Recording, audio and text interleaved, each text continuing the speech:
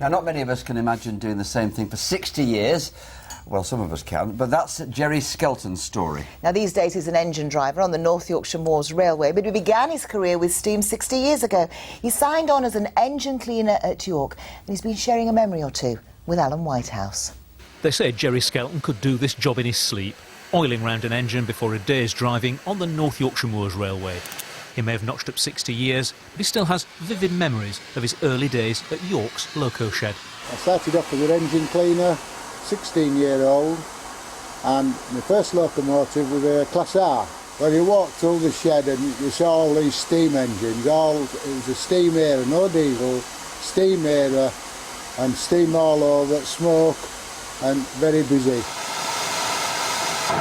He had years working all hours and in filthy conditions before promotion came his way. 57, I got made a fireman and I worked my way up. I was in the top link when I was 23 years old. I was in the top link. I worked a few turns to Whitby from York.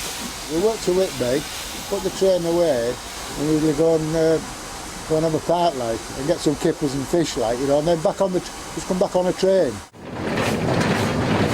He was finally made a driver, just as steam was in its dying days. It got to about 1968 and I got passed out as a driver. A week after I passed out, I was doing a driving tour to Tinsley Yard with a goods train.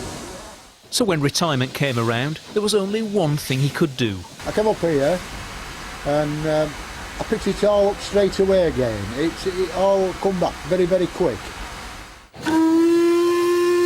He knows the 18 miles of the North Yorkshire Moors line like the back of his hand. So after all these years, what's the attraction? What keeps him driving? I just like doing it. I love trains.